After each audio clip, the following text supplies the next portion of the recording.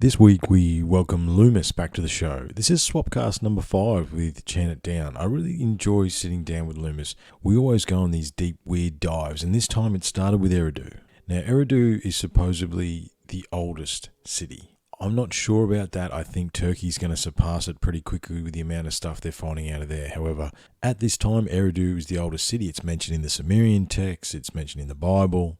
And Eridu, like a lot of the things me and Leumas look into, is deep, however not too deep. I found some stuff in the Sumerian text and some research that I did in that direction that was quite interesting. However, it led us into different rabbit holes, timelines, human evolution. It's interesting where these investigations take us. And 2 hours later, we had a few subjects to cover, and this one was done early in the morning. So forgive me if I'm a bit rusty to start. However, always excellent sitting down with Leumas. Looking forward to catching up with him soon. That's about it for me, guys. I've got some interesting interviews coming up, new guest, and that'll be very cool. I'm still going to use the little joiners instead of the music. No one said anything. I just think it keeps it original. However, if you know anyone that would want to put a couple of joiners together, let me know. All right, I'll give them a shout out. That'll be awesome. Remember, we're on Patreon, Unlocking the Code. So is Leumas. Make sure you give him a like, give him a follow. Excellent content coming out of Chant It Down. The chaos continues in a weird, wonderful, interesting, crazy way. So just remain prepared. Be kind, be cool. Look after yourselves. And we'll talk soon. Cheers. Unlocking the Code. Welcome, everyone. We got another Swapcast with Triffin of Unlocking the Code, and this would be our 5th joint venture. And Is it really? Yeah, I think it is. And well, we've done other things too. I was on your show. You came on that group show with me and David Whitehead and Josh. Yeah, we did, and we did a few Freaky Fridays as well. Did we do a Freaky Friday? Freaky Friday? No, I don't think we did. But that sounds like a fun thing. I'll do a Freaky Friday. Why not? But, but that was with the general Subconscious Realms. I never done a show with you in general, but But is it really? Is it our 5th show? Well, we'll have to put that. It is, yeah. So we talked about the Ark of the Covenant, and we talked about the moon, then we had the craziness of the last two. Well, the time, the last 2 years, and then we did one where we're just talking about like a lot of things: Earth history, megalithic sites, UFO sightings, and so. Yeah, this would be number 5 for Swapcasting. So here we are. Wow. Here we are again, mate. And we're sort of going to do we're going to go again, aren't we? We're going to, because we started, what everybody needs to understand is that Leumas and I chat pretty regularly through Messenger. And it's like, we keep like, well, what's our next project? What are we going to look at next? And you suggested Eridu, which is at this present moment, the oldest city on the planet, theoretically. We'll probably explore whether that is the case in a little while. However, Eridu was interesting, man. It was like the initial, because we said, Eridu, there's not a lot. But then about 11 o'clock the other night, I found a different rabbit hole with Eridu that I want to take you on, which is not necessarily to do with the city, but to do with who founded it and what it actually is. But yeah, it's interesting. I mean, where did you want to go, mate? This was your recording. It's your hosting, I suppose. Where do you want to start, mate? You let us off. Let us start in Eridu, and I think we can spin off in many directions from this because it's it's a pretty loaded show we're doing today, looking at some of the most important truths on this planet, and where we get to and we both of us get to unload many years of research and put together speculative possibilities of our ancient past. So this is going to go, I think it's a pretty important show. But we'll get into Eridu. One, it is reportedly the oldest city in the world. And where it's located is on the 30th parallel, which is even with the Great Pyramid and probably some other sites, which I never took a look at, but I find that being a very important strategic point right there. Yeah, the 30th parallel is important. Where is it? I can't put my fingers on it right now. I've got a book somewhere, which is the Sacred Grid, and the 30th parallel. There's more than one megalithic site that exists on those parallels, and it makes me wonder whether or not they are they magnetic lines? Are we talking about electromagnetic lines where they're harvesting the energy of the actual electromagnetic lines of the Earth? Because it depends on which one you look at with the parallels and the longitude, the latitude, where these things are situated.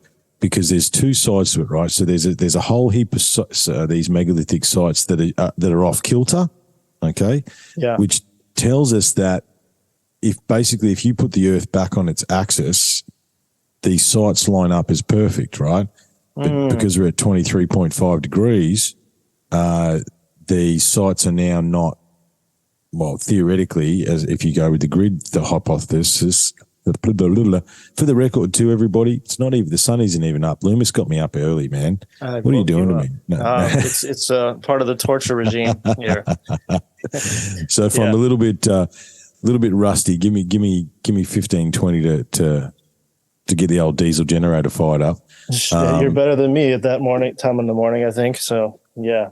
So basically, long story short, there is a number of sites that are off kilter, which would have been in line if the planet was back on its axis, right? Whereas now we're on a 23.5 degree angle. There's another whole heap of sites that are in line with that.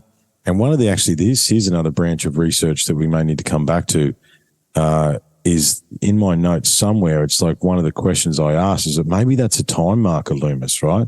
The sites that are not in line anymore versus the sites that are, there's a marker in time, man, right? So that's prior to whatever caused the angle and after, right? Yeah. Which is, I didn't go too much further with that. That was another one of those little scribbles in the middle of the night where it's like, oh, wow, that's got to be, there's something there. Eridu, we're saying that's in Mesopotamia. It's was the home at the Absu temple of the god Enki. Right. Which I don't know if you want to start with Enki. I mean, that's sort of the rabbit hole where I went. Tell us a bit more about Eridu, mate, as far as the city and all those sorts of things. Well, yeah, on the Sumerian kings list, it starts with when kingship was lowered from heaven, kingship was in Eridu. So this is telling us that the first city that these gods with a little g landed down in, apparently, enough evidence suggests that anyway, coming from heaven, they're coming down. This is the first place for kingship, and it was in Eridu. So it's a very important place, and it's where the confluence of the Tigris and Euphrates rivers met. And I say met because the rivers have changed course since those days. They don't go that way anymore. But that's where they did meet. Yeah, so possibly the Persian Gulf was right there too. We may have had a different ocean level there as well, which we'll get into actually. But Eridu is the center of the Sumerian story, which is the center of the first writings on the planet, and so the first creation story. So there's something very important about Eridu. And this is where, like you said, the temple of Enki is.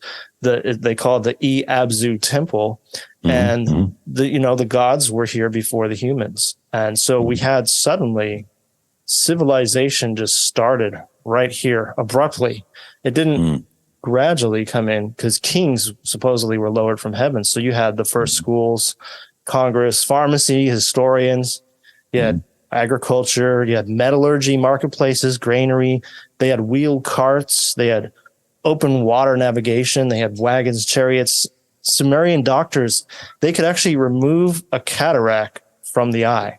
And they had extensive knowledge of outer space. They had libraries, laws. So basically, this is where we get the template of what we call civilization today. Yes. Like everything that they started, we're using today, and they actually use better than we use today. In fact, I think I was reading about the doctors then. only were they paid if their work was guaranteed. Well, that doesn't work now. So, they just take the money first and then don't do anything. All right. Yeah. Yeah. But yeah, and you said something that we need to. I want to go back over. This is the supposed seat of civilization. The reason I say supposed is there's some. How long before we find a city somewhere in Turkey? That's the next. We're going to talk about that a little bit later, but. What a lot of people don't understand about this stuff is that there's a few points on the planet where it's just magically, all of a sudden, civilization existed, right? And pretty much exactly as we know it today. I don't want to say I was going to say primitive version, but it's not. It's a different version, and I think it's probably a more streamlined version than the bastardized greed-based version we have today. Because a lot of these ancient cultures, as you just said there, the doctor doesn't get paid unless he did a good job. A lot of these cultures, these ancient cultures, there's a lot of evidence out of Egypt and through Iraq and Babylonia and all these sorts of things. They were egalitarian at some point. It wasn't always about who has the most gold wins, right? It was more about what's your skill set, what's my skill set, can we help each other? Everybody gets fed, everybody's cool. And then at some point, someone decided to steal all the gold. But, when we talk about, some of these Sumerian tablets, man, I did a short show a few years ago. I don't think it was a Sumerian tablet. It was a Babylonian tablet, which you sort of got to draw a blurry line there. Like, I don't know, because the Babylonians come into the town of Eridu, the city of Eridu as well a little bit later. However, there is geometry on a Babylonian tablet that predates the Greeks by 2,500 years and is a more efficient way to do. We all hated geometry. Turns out the Babylonians / Sumerians had it figured out a lot easier than the Greeks 3,000 years before they did. And we throw statements around like that, Leumas, like, oh yeah, it was just that's massive, man. Right? We are, with each turn of the spade, with each alternative researcher like ourselves that are analysing this stuff from their own perspective, these things are changing history, right? What we don't get and what people don't fathom is that history is literally changing almost every day. And, the tablets and Eridu and our deeper understanding is part of that, That's true. I would argue that civilization, though, was never really what we were meant to live like, to be reliant on our food source being brought in rather than living off the land, and having a kingship and having rulers. I think there were better versions of it back in the day that actually worked better than what we see, but still, we're looking at a hierarchy system of leaders that could have been corrupt. We don't, at times. And then we have a lot of, you go back and talk about, we have a lot of translations here. We have the Sumerians, who were later taken over by the Akkadians, and then the Assyrians, and then there's the Babylonians. But they all use cuneiform language. And that's why I said the tablets are a bit squirrely, because it's like, which is that? Did that tablet they found in Babylon, is that a Sumerian tablet that they found that, you know what I mean? Yeah. And so, but the one thing I've kind of looked into enough with these tablets is you have the Eridu Genesis tablet, and this is a Sumerian tablet. That was one of my next notes. Cool. Yeah. And then it runs out because it's broken tablet, but then you get to the Babylonian version and it continues that story. But it does start the same. So it seems like they were trying to keep the flow from the beginning. They're trying to keep the original versions intact. And it seems like they weren't changed too much, other than some names were changed. The story stays the same. It's only the names that change, Leumas. Yes, the Babylonians believed Eridu was the oldest city on earth and was actually built by the gods themselves. That was their belief system around Eridu. And we find the first, and as you say, the Genesis tablet's not finished, or what's broken. However, what we need to understand is that is the oldest version of the flood myth, right? Yeah. So that is the first recorded version of the flood myth. that we have on tablet is out of Sumeria, and it's known as the Eridu Genesis. And as you say, the Babylonians followed it on. They picked up the story. However, this is how far it goes back. We didn't actually say how old Eridu was. 5,400 BC is the numbers that I came up with, is the agreed upon number. And there was some sort of activity at Eridu from 5,400 BC all the way through to 600 BC, from what they understand now. But that's carbon dating. That's a good question, but yeah. Well, then we don't really know, because it looks like they've built layers upon layers too there. Exactly. Yeah. There's, let me see. It's in my notes somewhere. There's, at least 18 layers are at this site, and they rebuilt over it many times. The bricks, you can see some bricks are thought to be the much later addition here. Yeah. Because like you say on bricks, on your show, I've heard you say that a good spot's a good spot. And certainly this was a good spot, in its day. And, well, anyway, so this spot evidently was very important, especially if it was built by the gods. And, here it is in the Bible too. I wanted to insert this real quick, because it is briefly mentioned in the Bible. And as we know, the Bible is taking a lot of these stories and just kind of the Bible is just taking these stories. Yeah. And it's one of my favorite things to do, Leumas, when I run into a Bible reader, let's just say, how do we do that diplomatically? Or someone that says, "Oh, I believe in the word of the Bible." I'm like, "Yeah, that's cool. That's cool. Which one?" Right. Which language?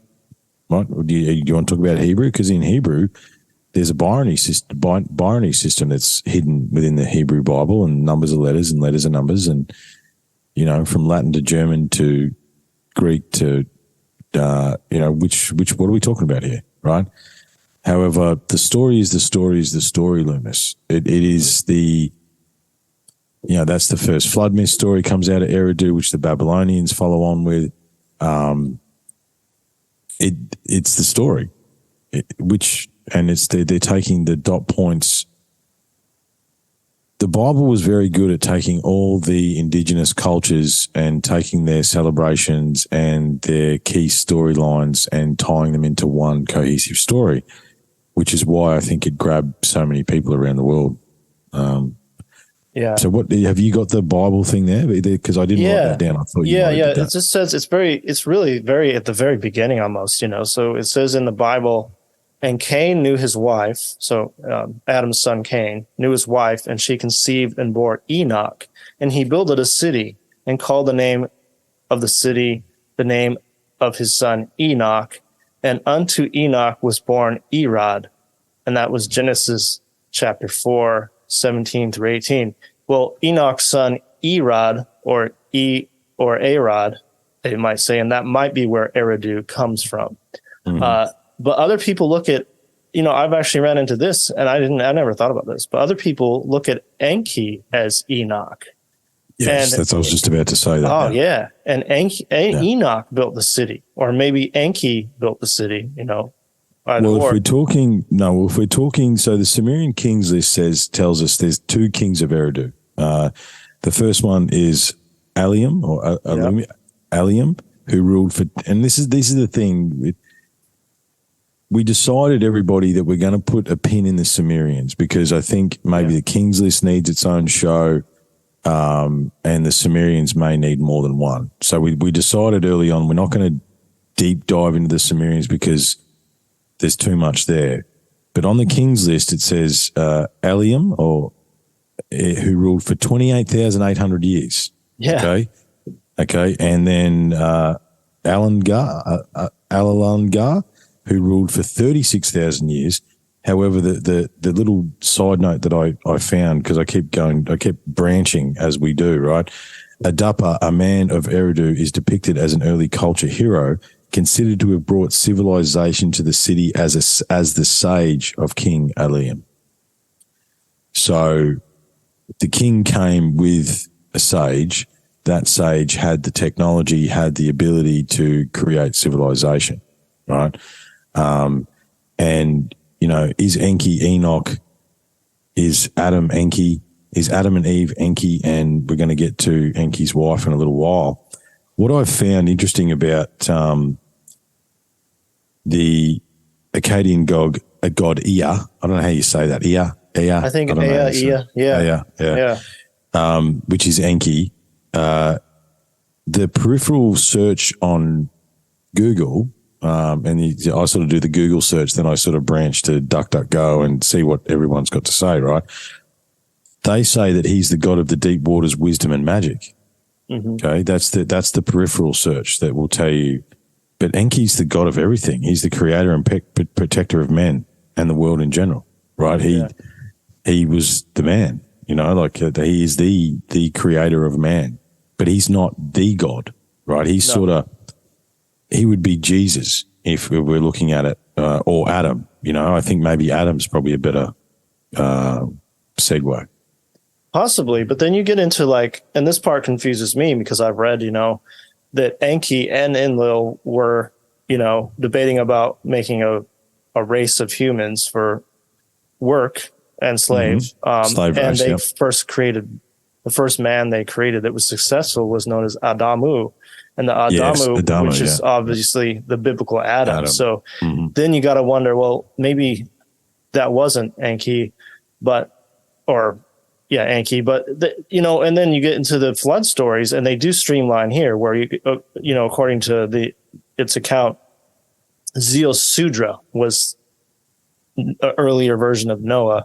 From Eridu, was instructed by Enki to build a boat to survive the deluge or great flood, because Enki was supposedly he favored humanity. He liked his genetic creation, where Enlil was like, thought it was an abomination. It was like, and I think a lot of people suspect that Enlil was the one who started the Great Flood, but Enki gave warning. Yes, that's right. Enki gave warning. He wasn't supposed to give warning, and then they survived that. And it was Adamu and his wife that. Yes. It's all coming back to me now.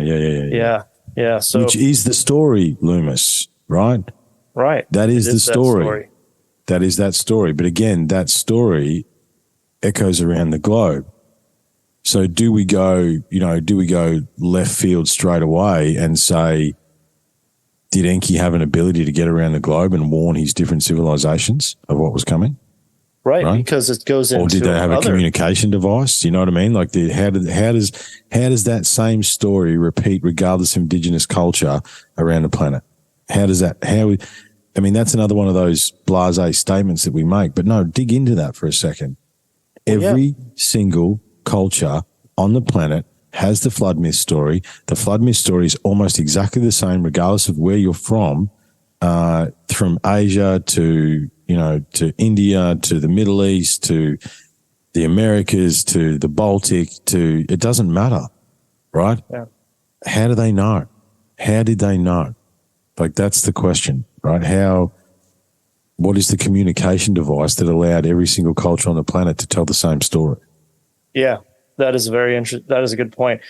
Have you ever heard of people thinking of the fact that Enki may not have been one being, but a faction of beings, and that Enlil was another faction of beings? I've heard that before, and I'm wondering, could that be like the Palladians versus the Orions type thing, maybe? Yeah, it could be. You know, and if you think about it that way, then there were beings called Enki.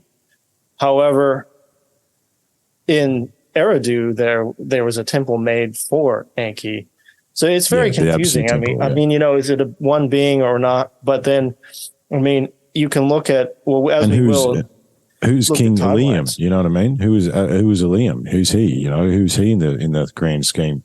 Well, is he one of Enki's creations? You know, is he? Because I wonder.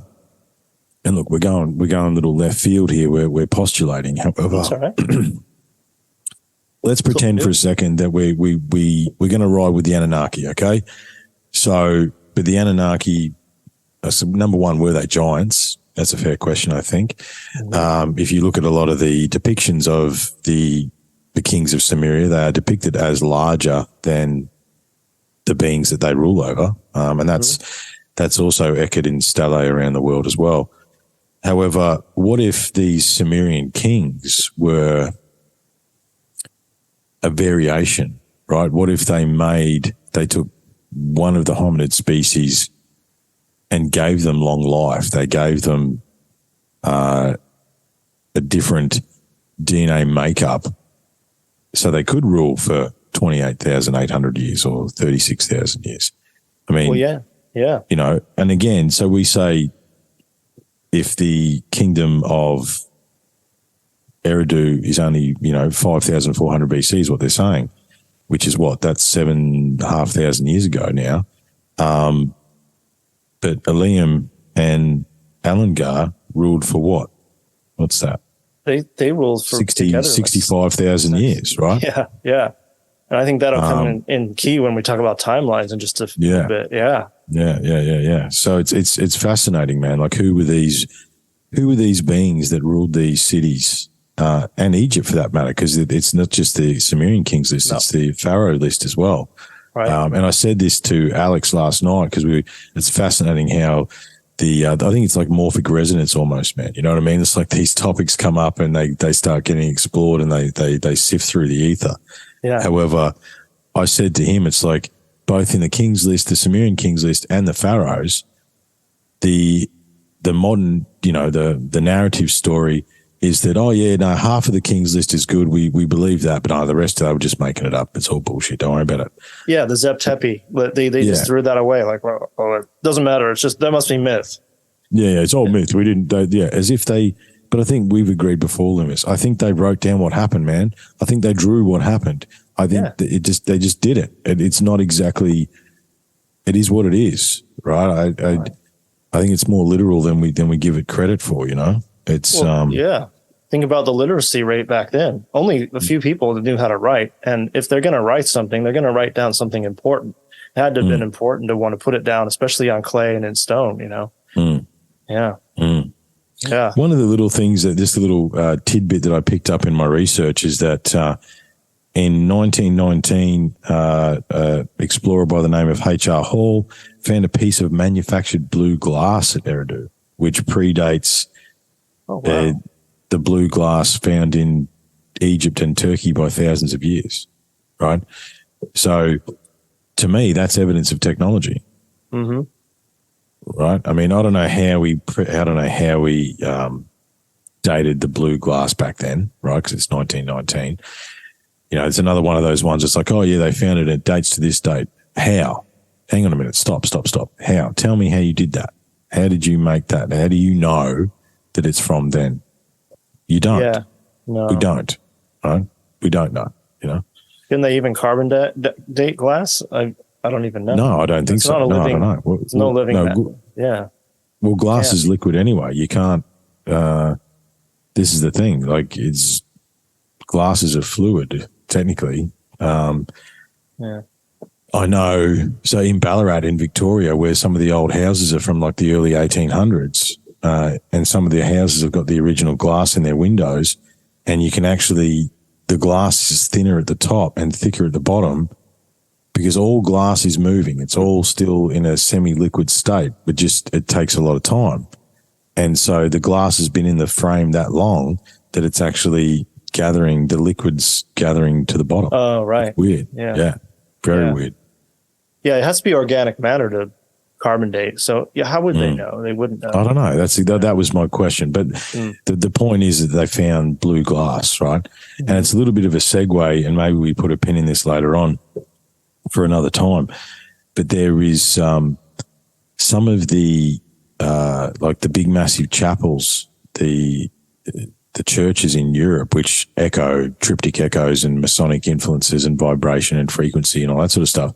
Yeah. But the glass, the stained glass that is in those massive old Gothic churches that were built hundreds and hundreds of years ago, they can't replicate that stained glass today, and it refracts light in a way that they don't understand in modern day. Yeah, that kind of leads off into the whole Tartaria kind of world. Yes, I suppose. Does. Yeah, it does. Look, the Tartaria stuff. I'd love to talk to you about that. That might need our critical eye, because it's not that there's nothing there, Leumas. You know what I mean? There's something there about that. Yeah. I don't know how much I buy into, and obviously we don't buy into anything. However, there's enough there to question, I think. I think there's enough to look at there. I wrote it off at first, but we'll have to put a pin in that and come back to that too, because come back to that. Yeah, let's come back. Where are we going, mate? You mentioned something that spurred something I thought about, and this is so weird. You talked about lifespans and how long they were, and there is evidence in many of the Sumerian texts, or all these texts, that they tampered with our genetics and they made people live a lot less, especially after the flood.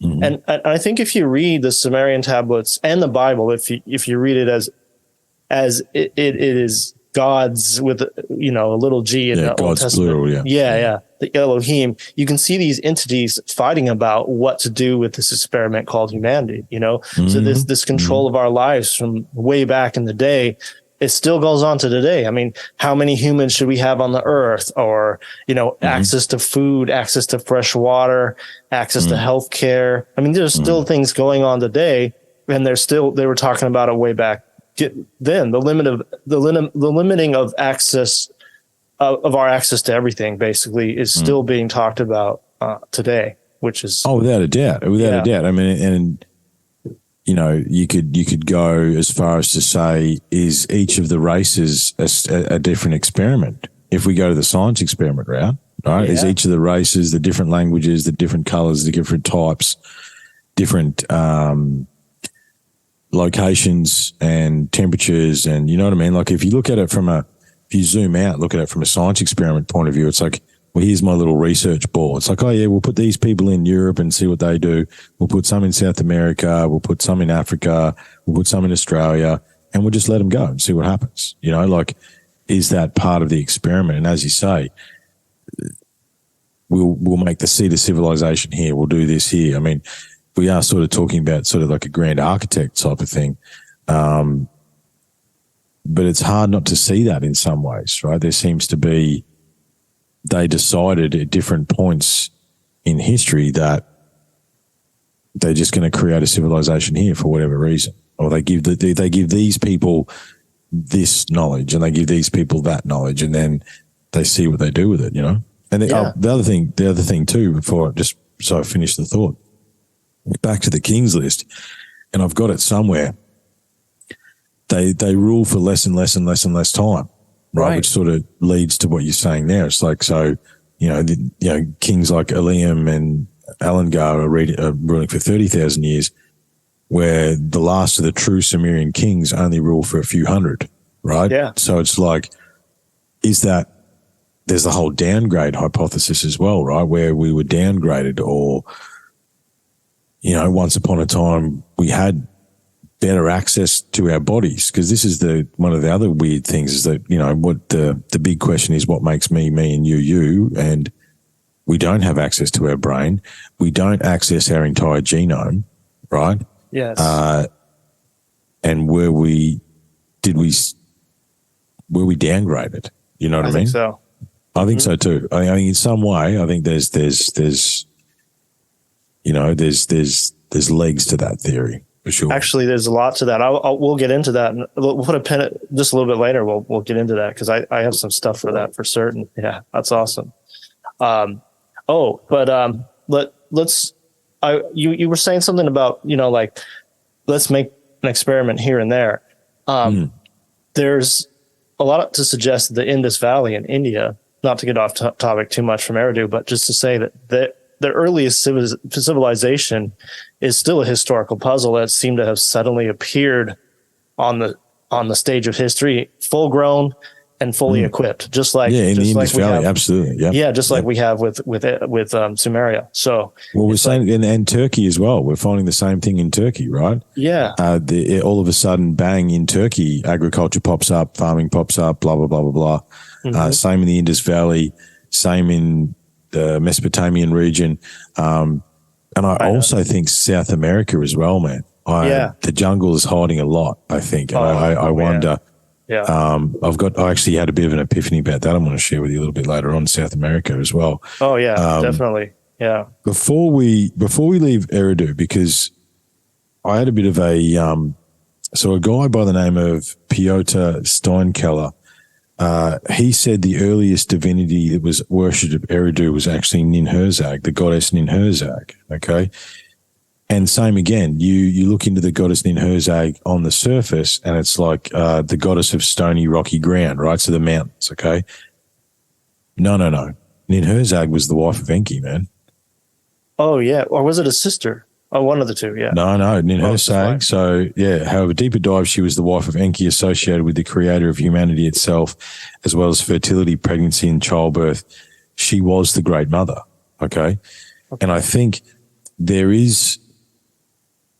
We're going to talk about cover-ups and stuff. We're going to finish there. However, there is a definite deletion of the sacred feminine, okay? Yeah. Which provides us the balance, man, okay?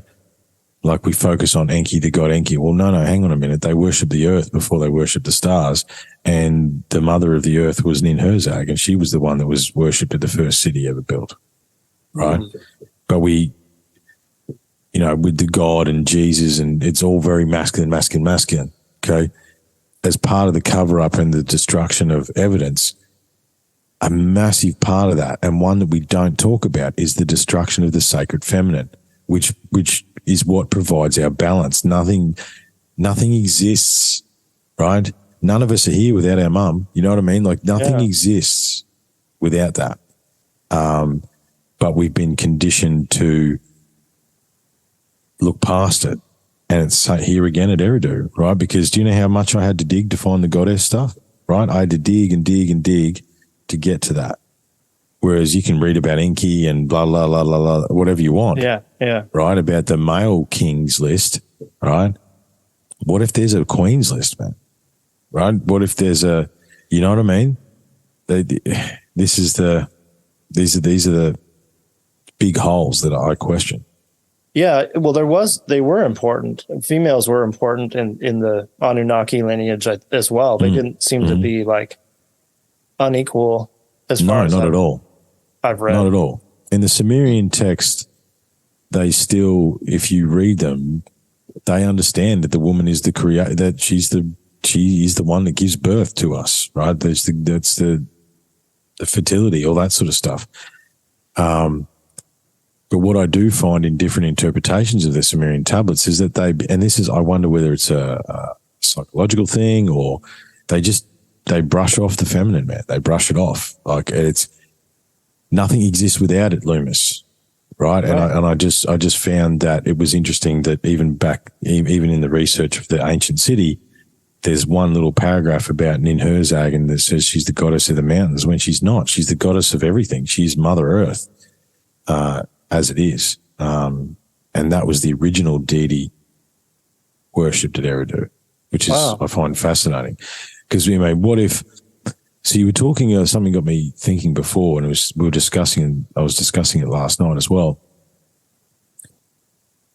I think there's two sides to evolution, right? I think there was hominid species potentially that evolved here. Maybe we say Neanderthal, okay? To put some sort of picture on it. And I think, like you said, there was a different way to do this. And we see evidence, well, there's evidence from explorers down here that the indigenous down here, they had centers. They had sacred centers. They had agriculture. Now, it wasn't as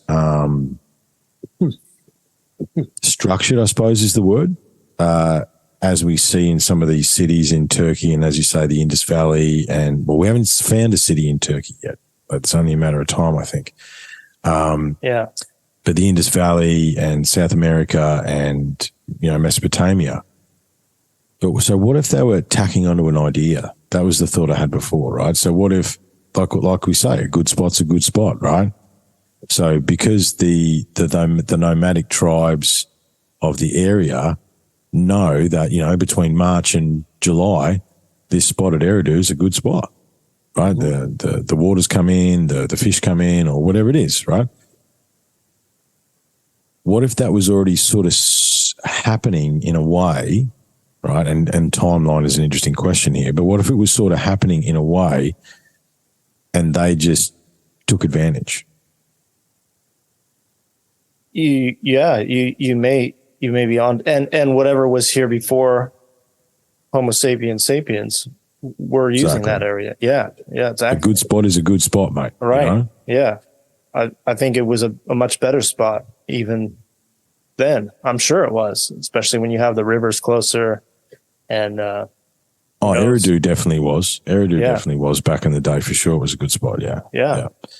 But I didn't want to leave Ninhursag out because she's Mother Earth, man. And, that's something I never thought about. I've always thought she was a geneticist of his sister. He has a sister maybe that was in the he has a sister. No, there's Ninhursag, and I can't remember the other one. It's not, but Ninhursag was his wife. Okay. You know what I mean? And then you want to go back to the Bible, the deletion of Mary and her actual role. You know what I mean? Right. That's the same story, right? They take away, it comes back to the triptych, right? We're bouncing this morning, but it comes back to the triptych, right? Because the triptych is the dark, the light, the masculine, the feminine, and we are in the middle. We are the God self. We are the combination of two.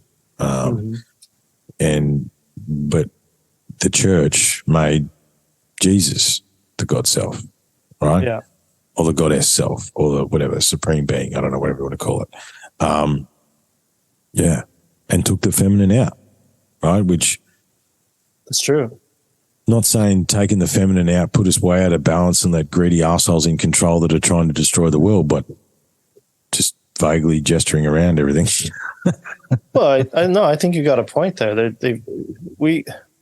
It's always been, and of course they always, modern people complain about the patriarchy of and I can see that to a point, and then there's a lot of, leftists that really get deep into that, and they think it's, man's the worst thing ever, just about, and it's the modern neo-feminism. 0.01% of greedy men control the world. Yes, the rest of us are just here, trying to exist. Yeah. But there's been very important females. I mean, the Queen of England would have been one of them. That would have been important in their hierarchy structure of recent. And Cleopatra echoes through time, doesn't she? Or Isis, Catherine. Isis, Catherine the Great. There's all these queens that echo. And it was just when I was writing that down, I'm like, where's the Queen's list? Yeah. Right. I know. Now, I guess in the head of the Anunnaki people is Anu, which was a male, but I don't know if that. I don't know. There were female names in there, and I'd have to go brush over. But we'll do that in a Sumerian. Let's look at the Sumerian stuff another time. But I just didn't want to leave Ninhursag out of it because I think it's good. It's good. Yeah. Well, let's round up Eridu here, and I haven't got too much anymore anyway. Yeah, I think I got this here. This is the tablet, the incantation of Eridu text, and according to studies of Mesopotamian magic, priests learn prayers such as the incantation of Eridu to compel the gods in the name of Marduk. Such powers were said to have been sealed in Eridu, such as petitions to assume god form, wherein the individual would continue a ceremony or proceeding acting as a divine representation of the god invoked. I thought that was kind of interesting. I don't know very interesting what to make of that, but we're putting, that's something that's also magic is part of this whole situation. Yes, too. It is. And that's where we get these occult orders that. And I think that's part of the downgrade as well, right? I think, maybe once upon a time magic was real, Leumas. And if we could access our genome and our brain properly, we would be able to manipulate the elements. That sounds almost like a spell. I want to listen back to that. We won't actually read it again for the listeners. And sure. Matt, can you read that again for me? Yep. According to studies of Mesopotamian magic, priests learn prayers such as the incantation of Eridu to compel the gods in the name of Marduk. So Marduk was, I believe, also a very important name, and I forget where he goes. Marduk. He's through Babylonia. He's one of the golden. He loves gold. Marduk. Okay. Yeah. And it says certain such powers were said to have been sealed in Eridu. So sealed in Eridu, such as petitions to assume God form, wherein the individual would continue a ceremony or proceeding acting as a divine representation of the God invoked. Yeah. So I know Marduk, right? So they would have a festival of Marduk, and don't quote me on this one. However, I'm pretty sure I think Marduk loved gold, right? And someone would be selected from the people, and they would literally cover them in gold. And you would die, but for those 2 days that you lived, you were the living embodiment of the god, right? And that's what they used to do. Oh, wow. Yeah. That's funny. Crazy stuff. That made it into a James Bond movie. Yes. Yeah, much later, of course. Yeah. But but that's what they used to do. They'd have the celebration, and someone would give their life, and I think they'd literally paint them in gold. Yeah. And you would die from it, obviously. However, for those 3 days, you were the embodiment of God himself. Interesting. Wow. Which would have been a fun time, I suppose. Yeah. Yeah. Well, what some people call fun, I might not call fun. No, Yeah. I think the only other thing I was going to say about Eridu was the Neo-Babylonians, right? Repurposed it as a temple site. Okay, so they found Eridu, and because they believed it to be the first sacred city, so they didn't have it as a city hub, and that was its last iteration. Is I think by the sounds of things, they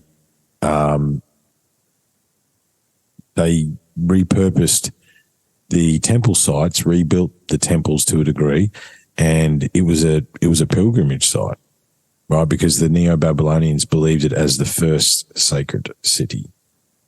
So they recognized it still, They recognized it still, right? Yeah. And that's, so if you take that, if we were to believe the generic timeline, that's 5,000 years later. There was echoes that this was the first city, and we needed to make sure that we looked after it. And it wasn't a center anymore. It was more of a shrine. But you would go to Eridu to worship the old gods at the first sacred city. Wow. Yeah. So it really has a lot of importance for sure. Well, which, the actual age of Eridu, which might lead us on to our next timeline stuff, because how old is Eridu? If we're to believe the Sumerian Kings list, then we're looking a lot older than 5,000 years. Hundreds of thousands of years, potentially. Right. Now I've got something to show you actually with the timeline stuff.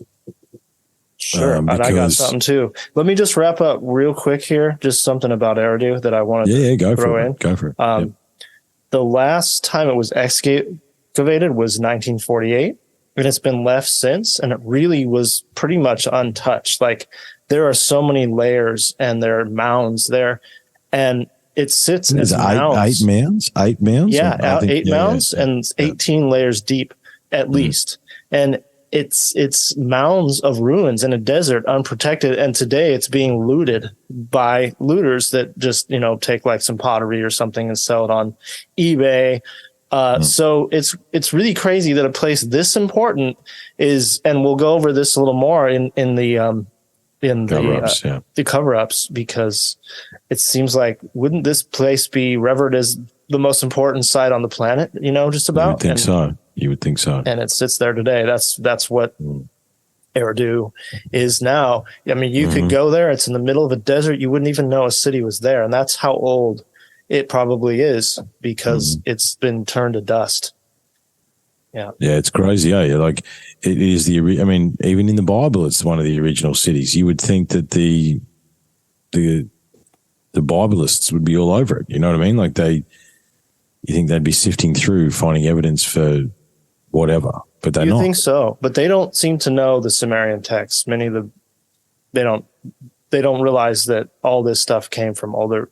I've talked to a lot of preachers. They don't seem to think they take it as literal as the Bible says, the Hebrew version. Yeah, it's the word. Yeah. It's the word. Yeah. Yeah, we actually we had a little bit of a there was an altercation, and it's the word. No, yeah, it's not. The belief in that book is fascinating. We should put a pin in that one as well. Yeah, it really is. I mean, there's truth in there, no doubt. I think so. Absolutely. Yeah. Well, I think they took the truth from all the indigenous stories and made one book, right? I think they try to streamline everything into a small version of what it should be, which is huge. Earth's history. You wanted to share something? Let me see. Well, I'm gonna make the segue into timelines, if that's okay. And because it's the catastrophes in the time of man. Now, this is, am I able to share? You disabled me, mate. You disabled me. How do I go there again? So go share screen, screen, and then allow multiple participants to share. No mistakes here, guys. Perfection we all know the time. How to do all this.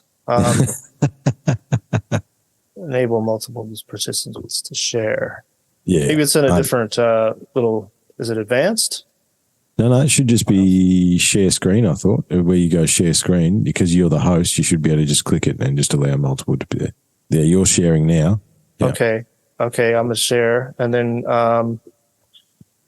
where do I go from here? Enable multiple persons to... you've got Apple too. See, that's the other problem, right? Where that's where I work with a lot of people that don't have Apple, so okay. No, I don't either. Okay. I'm an Android man. Okay. So I'm seeing what Zoom says to me on my screen. It's all good. We've had this. Oh wait, here it is. You got it? I think. No. Participant screen sharing. That's okay. Basically, what it is the catastrophes in the time of man, and it was put together by Randall Carlson, and he factored in the cycles of the equinox as well. Now, so basically when he did it, the earliest known skeletal remains were 160,000 years, whereas that number, I believe, now is way out to 300,000 plus, I think. So that shows how fast everything's coming along as well. However, so we got 1, 2, 3, 4, 5, 6, 7, 8, 9, 10, 11, 12, 13, 14, 15, 16, 17 different various catastrophes that have happened in the last 160,000 years. Okay. And only 5 of those do not come on part of the cycle. So either so if we take the cycle of the equinox, right? So he's done 6,480, which is a quarter way through the cycle, 12,960, which is halfway, 25,920, which is obviously the end, the beginning again. So only 5 of those catastrophes didn't happen at a seminal point in the cycle, right? Which I think is a whole nother different. I think I put here. How do we maybe have to put it? The listeners are going to be frustrated, mate. We keep saying we'll put a pin in it. However, the problem is, man, is it's so deep, right? Well, this could be an 8-hour show if we just decided not to put a pin in it. Yeah, that's right. It's just going to keep going. However, so we've got 16 different catastrophes that have happened in the last 200,000 years, let's say, and 11 of those catastrophes happened at seminal points on the cycle of the equinox. And if we're going to talk about humanity's timeline, it's realistically 72,000 odd years ago. And again, we're just taking the dates as the dates at the moment. We'll leave carbon dating and all that sort of stuff behind today. However, 72,000 years ago was the super eruption in Sumatra, which theoretically took the population of the human race on this planet down to sub 10,000.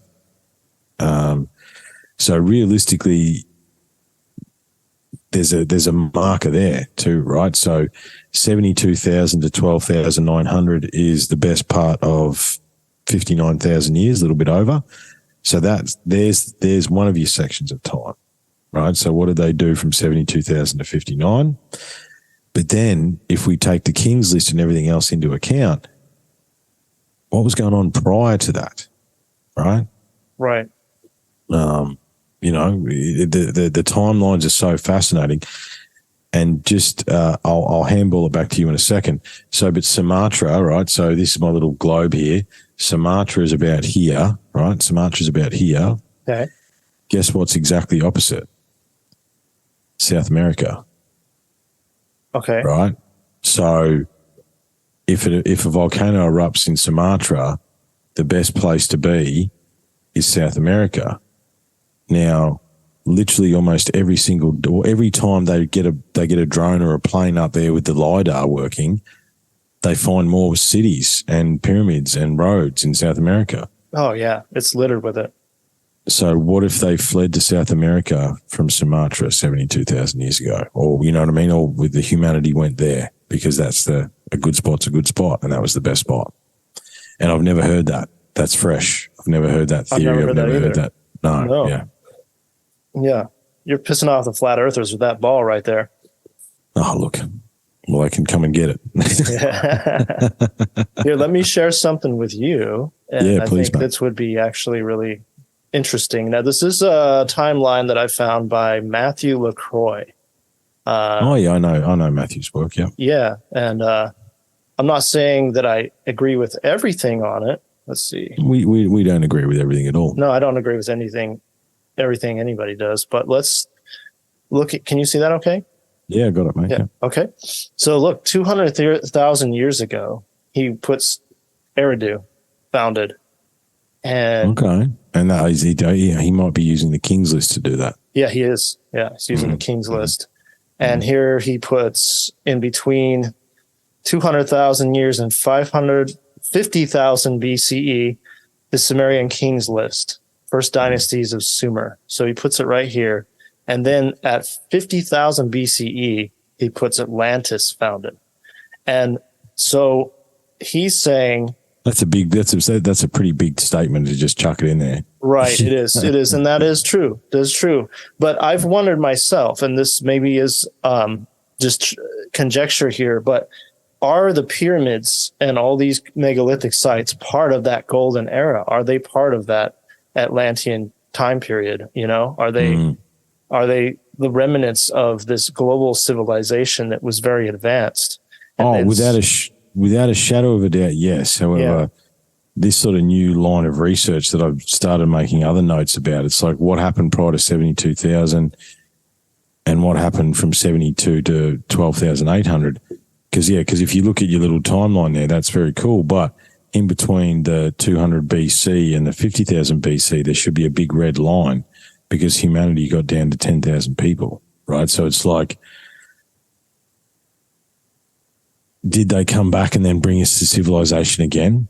Right? Were they advanced prior to 72,000? You know, like. Yeah. I don't know. And that's hard to say, but this little place he puts here from 200,000 to 10,000 BCE is what he calls the lost civilizations. Yeah, and here fair. you get the tablet of Atrahasis, which is the second flood story, actually. Okay. It is. Yeah. Where I saw that in the London Museum. And a little note on that, I just want to say is like, these tablets are so small. I didn't realize how small they were until I went to the London Museum. They're not big. No. You know, you're like, wow, how do they do that? And they had these cylinder seals, as you know, where they would roll it over the clay, and they were like the template. And the laser printing on this is very advanced. This is coming from, this isn't just some like Stone Age creation. On these stone cylinder seals, they were able to put fine details in order to put on these clay. So it's almost like they're like, here, we're going to mass produce history with these cylinder seals and just keep putting them on clay, and hope they survive all these cataclysms. And so same thing again, though, Leumas, right? So I've looked at those cylinder seals before as well. How did you get to the cylinder seal? And what kind of technology does it take to make the cylinder seal? And then how do you know the variations? Because not only are you building that seal, but you're rolling it out and it's printing it onto the tablet, right? Mm-hmm. You had to know how that's going to work. How do you know how that's going to work, right? Like It's like, oh yeah, they just had cylinder seals. No, hang on a minute. Someone designed, built, and made those cylinder seals work. There's a period of testing, there's a period of variation, there's a period of all these things before you get to, hey, this is the cylinder seal, right? And that's one of these things that that annoys me. It's like everyone just writes off these different. It's like, oh yeah, they just had cylinder seals, and oh yeah, they just sailed around the world, and oh yeah, they just did this, they just did that. No. Yes, they did. However, there's got to be, like a cylinder seal. Okay, so you got to understand circle, you got to understand language, you got to understand variation in language, you got to understand mirror images, you've got to understand and that just doesn't happen. But it seems that it did. In various points along this timeline that we're looking at, all of a sudden, bang, we understand. Yeah. Right? Like we were told, Mm-hmm. Well, I guess the possible answer to that is it started out as sophisticated as Eridu. If it was founded by the kings or from heaven, as they say. So who knows what technology they had to teach people. Because like we talked about, civilization just came out of nowhere rather than evolved into civilization. So, but it happened in multiple spots as well. That was one of that part of this, because I've sort of been researching for 2 shows simultaneously. It dawned on me that it didn't just happen, like you say, Indus Valley, Turkey, Mesopotamia, Asia Minor, right? That's Indus Valley, but Asia, like China, right? There's, we don't know anything about China. No, we don't know anything about that. No, right? I mean, they've got that whole province that is just filled with step pyramids, right? Yeah. There's a whole province in China that just pyramid after pyramid after pyramid after pyramid, and the Chinese don't even know, right? So, the timeline problem. I think the timeline's wrong. I like, and I don't mind Matt's work. I've seen his stuff before. However, and I generally agree with what he's saying here. But there's a couple of key catastrophes that he's not put in his little timeline there. He's added the Younger Dryas. However, as I say, there's the one at 80,000 years. There's another one at 8,000. 8,000, but no, there was the mega slide and tsunami that actually created Hawaii happened 120,000 years ago, supposedly. Okay. Mm-hmm. So the initial thing that created the islands where you are in the middle of nowhere, that happened 120,000 years ago, which is sort of missing out of his little timeline there. We've got to overlay this stuff, but it's hard because so many awesome researchers doing so many awesome things. Yeah. We could just if we could mind meld, that'd be cool. Mm-hmm. It would be nice. Yeah. But, I mean, most of this seems pretty accurate, I guess. Yeah, I don't disagree with it at all. I don't disagree with it at all. This is something that the solar outburst. Now, that's something that I've noticed when I took my trip to Egypt. Although I wasn't knowing to pay attention to it before until I watched a little bit of Brian Forrester, but some of these statues have scorching marks and things that have happened there that obviously were from some kind of solar outburst. So it wasn't only just a great deluge; it was some kind of melting of something so hot that it melted stone. And so follow me here. Follow me here for a second, because as we are humans, there's two sides. There's two sides to the catastrophe. One is the big rocks from the sky smashed into the ice shelf, caused the Great Flood. Yeah. Mm-hmm. The other one is it was a solar outburst that did the same thing. Okay. So I think Robert Schoch is the solar guy and Randall Carlson is your rocks from the sky guy. What if it's D, all the above, Leumas? Okay. So if let's think about this for a second, right? So if we are to believe, and we'll just do that for now, that we do have a molten core of iron that is spinning, which is creating our magnetic field, which is protecting us from the solar UV rays, okay? You've got where are we? Where is America there? You've got, so multiple bombardments, bang, bang, bang in here, right? So they say it was 7 or 8. The initial cataclysm was 7 or 8. And, you've got some craters being found in Greenland, which we're waiting on dating on. So imagine that the whole northern hemisphere is peppered with massive stones, okay? Mm-hmm. Think about the vibration that causes through the core, right? Which would then, if there is a big molten liquid ball spinning at the middle of us, creating our magnetic field, what would that vibration then do to the magnetic field? It would disrupt the magnetic field, which would allow solar outbursts or solar flares, or even just the sun in general, to have a lot more effect on the planet until the magnetosphere righted itself. Okay. Mm-hmm. So what if it's D, all the above? Okay. What if at the same time the rocks hit the planet, which caused the Great Flood, which upset the magnetosphere, which caused volcanoes, which allowed a solar flare to get through, and it's D, all the above? That was the thought, because I don't subscribe to any idea. Mm-hmm. I wondered that. I mean, what do you reckon about that? Yeah, I think it's D, all the above. And now what if we inserted, like we talked about the moon, we talked about cultures before the moon. What if we inserted the Earth straight up and down on its axis, like we talked about earlier, mm-hmm. and then the moon comes in, and that causes D, all of the above, right in that section there where the Great Deluge, and that destroys these lost civilizations. And we have everybody dispersed. The flood story, Enki warning everybody all over, the ones that survived and restarted civilization in these very spots, mm-hmm. Sumer, Indus Valley, South America, China, maybe Turkey. Somewhere else. Yeah. Turkey. Yeah.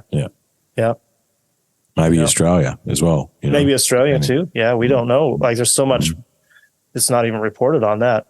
Possibly. No, look, there's mate. If it, it's one of those things, Leumas. We this is both of our passion projects. However, and I do want to get to Egypt and I want to get to these major sites. However, there's like a whole heap of stuff seems to be in northern New South Wales.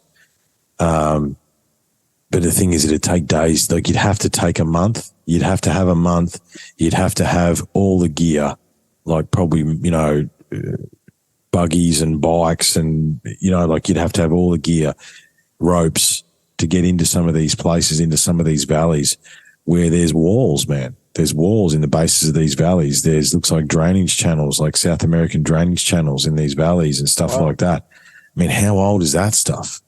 Right. And it's not even spoken about, man. Like I've got maybe, I've seen probably 10 photos of some of this stuff. And Alex that I was talking to last night, he knows there's some stuff down there as well.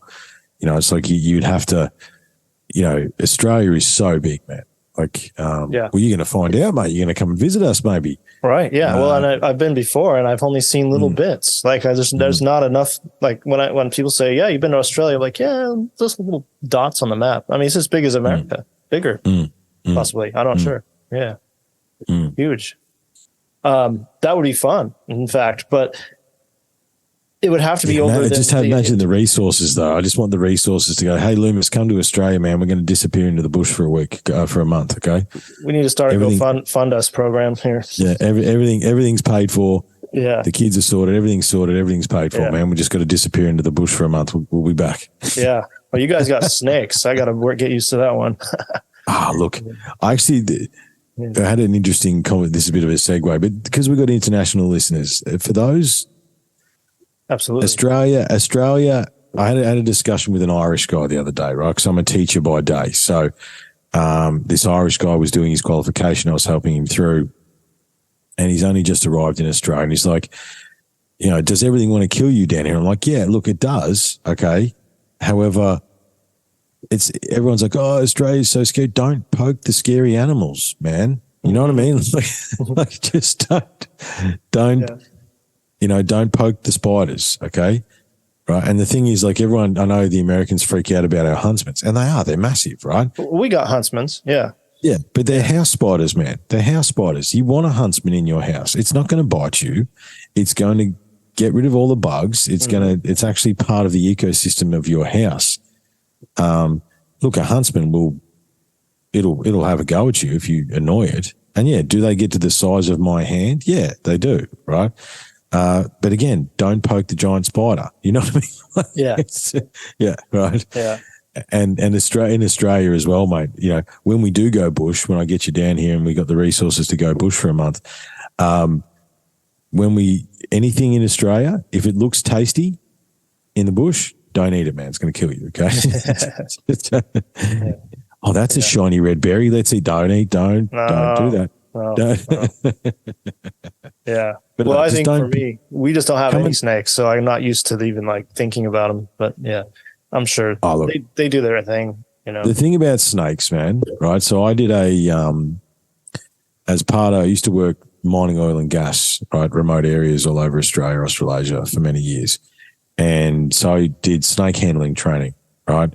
And we were in Western Australia and we did snake handling training, and we had a brown snake, we had a taipan, we had like 8 different variations of snakes, right? And these snakes were we didn't handle the very venomous ones, but he had examples to show us on what they look like. And we'd handled these snakes for 2 or 3 hours, picked them up, put them in bags, did this, did that. And I said to him at the end, I'm like, man, those snakes were good. How long have you had those? He goes, no, I found them within 200 meters of your camp this morning.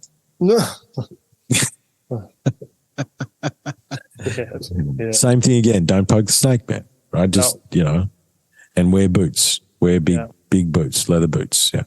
Yeah. You'll be fine. I'll have to remember that. You'll be fine, mate. Don't worry about it. Yeah. I'm not too worried. Anyway, back to, you've been around the world. You've been around the world. You know what you're doing. Yeah. Yep. Back to timelines, mate. Is the timeline, so let's expand. We just did, 200,000 to now. The timeline's really 65 million to now. Of Earth, yeah. Of Earth. Well, no, of mammals, right? Because that's the story. The story is that we come from a little rat chicken thing shrew, right, that survived the dinosaur cataclysm. And so the timeline, the mammalian timeline is really 65 million to now, right? So where do you fit that into the scheme of things? Because it's like, and then, and this is the conversation we had last night, the dinosaurs had 270 million years to develop. So you tell me there was no advanced conscious race of them, right? That's another question. Well, maybe we don't do reptilians tonight. Maybe we leave that alone. But I mean, the timeline is really 65 million to now. Okay.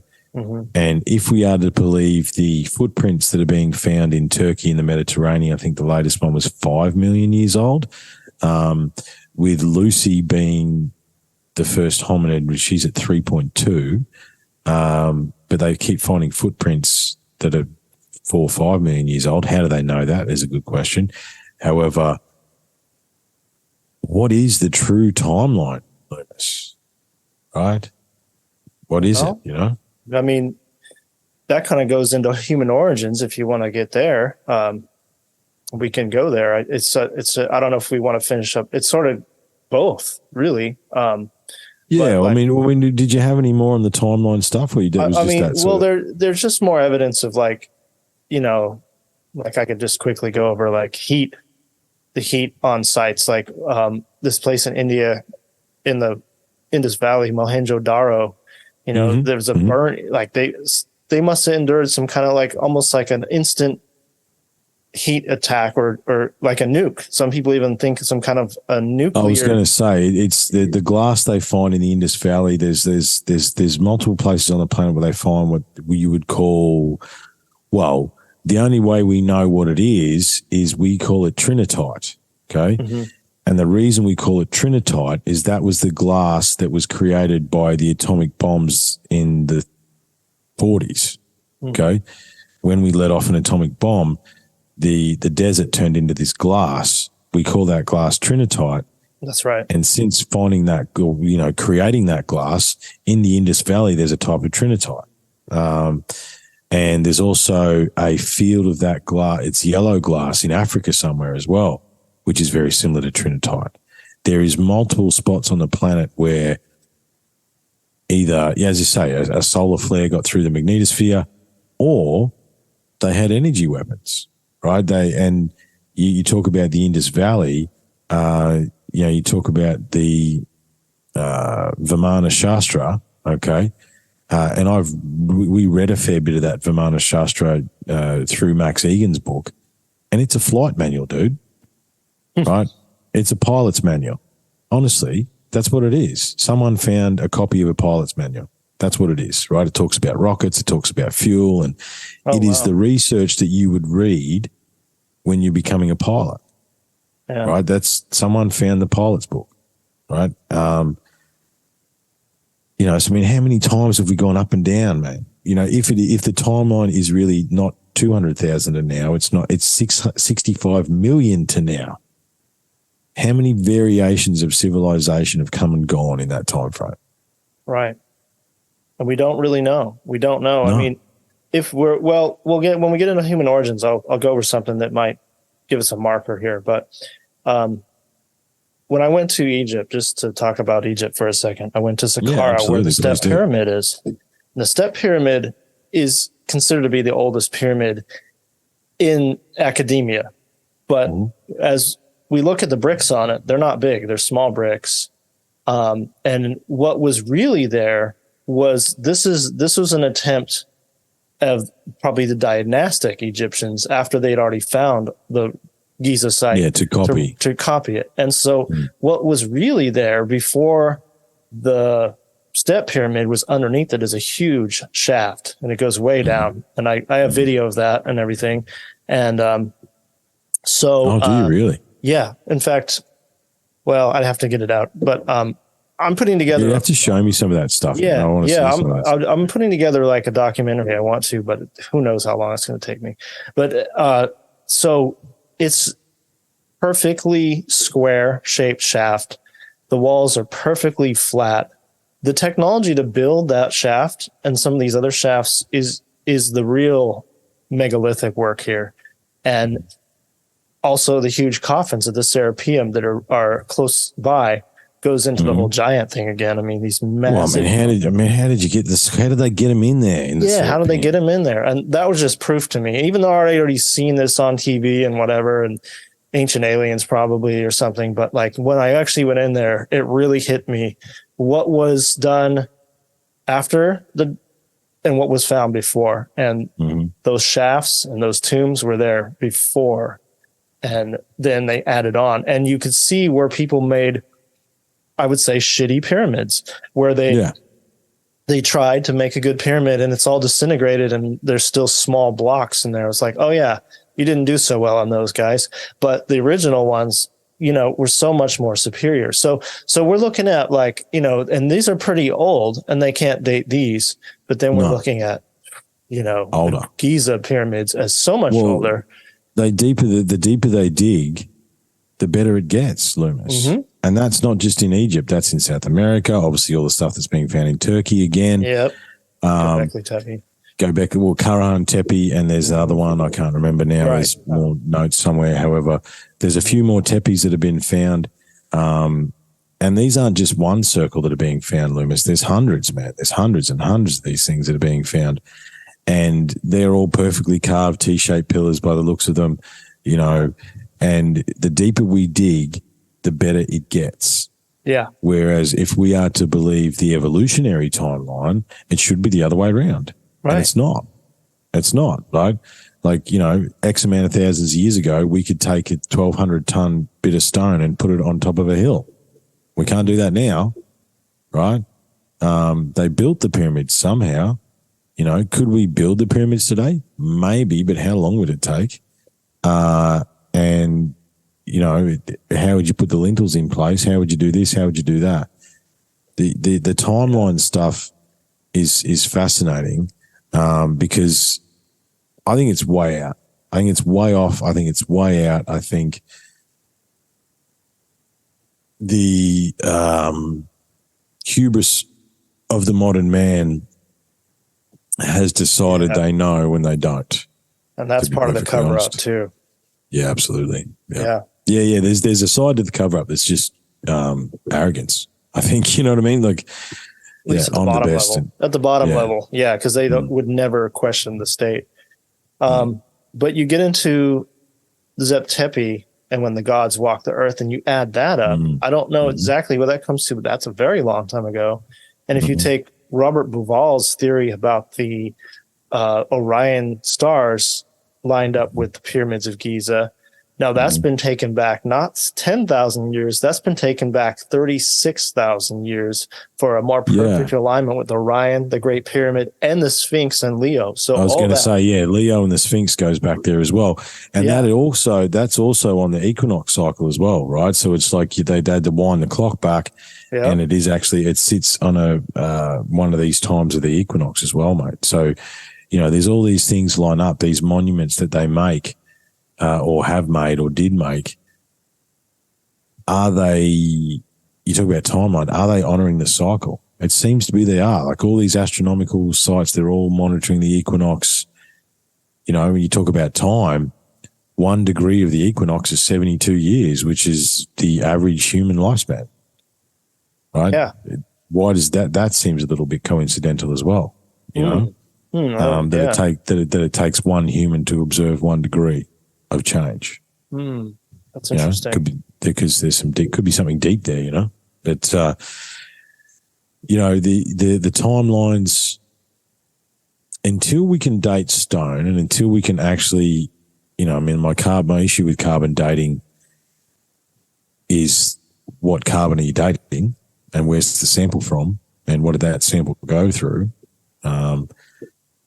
Until we have more accurate dates, or until the US releases the aliens and the UFOs, man, we don't know. We don't know. We have no idea. And so it goes back so far. I mean, you got that one pyramid, I think it's called Gedung Penang. I'm probably saying it wrong, right? It's in Gedung Penang in Indonesia. Yeah. The heart of the pyramid, I think it's the deepest layer.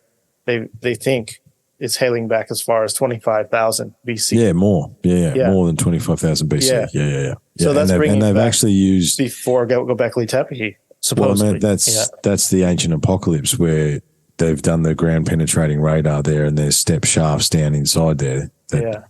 You know, I mean, and that's sort of that's the cover up side of thing. We might come back to that.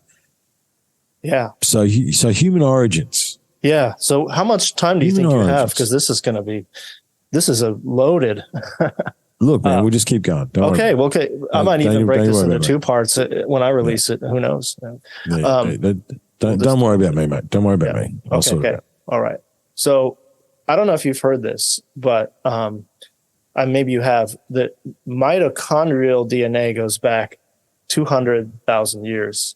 I don't know if you've heard the story of how they took mitochondrial DNA from women all over the world. And this is in the 70s. Okay. So they thought they could go, they thought finally the evolutionists would have the answer to, you know, they're thinking 8 million, that we're going back 8 million years. What it is the mitochondrial DNA, it doesn't mix with, it goes back to the original female. It's only in the female egg, not the sperm. And females pass it down unbroken and unmixed. So they tested women all over the world, and it wouldn't go back any further than 200 to 250,000 years.